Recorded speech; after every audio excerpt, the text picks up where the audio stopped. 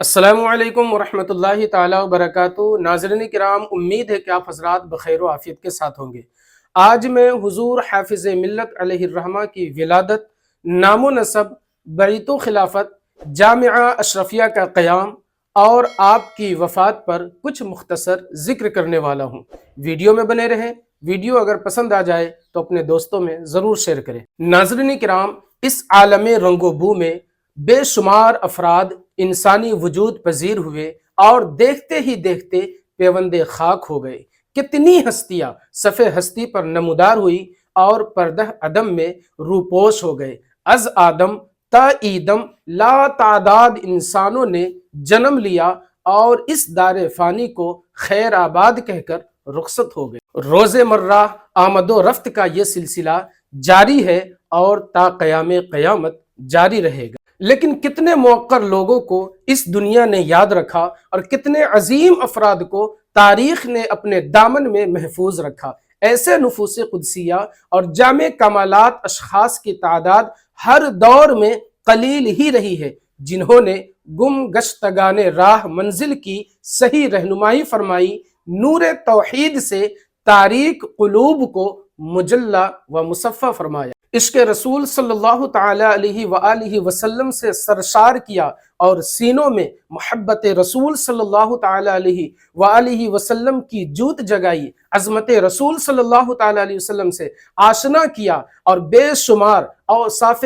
حمیدہ و فضائل حسنہ کا خوگر بنا کر لا تعداد محاسن جلیلہ اور شمائل حمیدہ کے آبدار موتیوں سے ظاہر و باطن کو مزین فرمایا۔ آئیے ہم آپ کو ایسی ہی ہستی سے متعارف کرائیں جس کے افعال و اقوال، کردار و اعمال اور شب و روز کے معمولات ہمارے لیے قابل تقلید نمونہ ہے، جس نے نصف صدی تک دین و ملت کی حفاظت و پاسبانی کا فریضہ بحسن و خوبی انجام دیا، جس کی بدولت آج دنیا ان کو جلالت العلم حضور حافظ ملت حضرت علامہ شاہ عبد العزیز محدث مراد آبادی کے نام سے پہچانتی ہے۔ حضور حافظ ملت علیہ الرحمہ درس و تدریس سے پورے طور پر منسلک تھے، وہیں آپ تقریر و خطابت میں بھی مہارت رکھتے تھے۔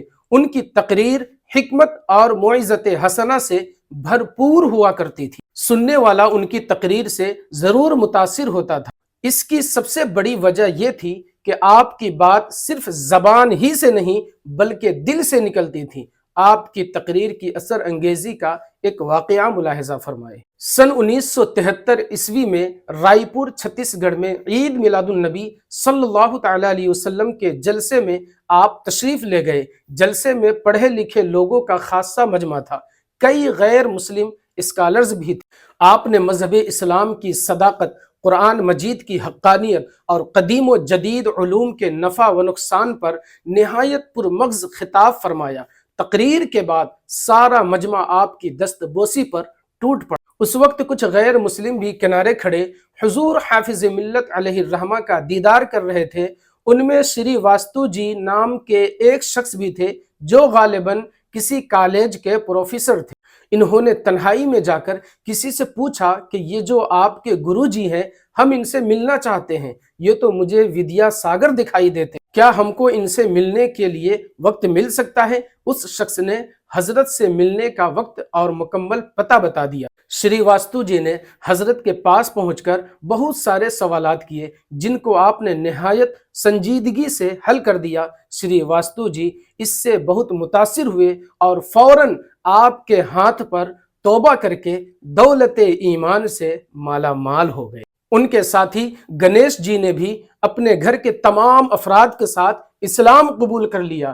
حضور حافظ ملت علیہ الرحمہ نے ان کا نام بلال اور شری واستو جی کا نام نور محمد رکھا۔ سبحان اللہ۔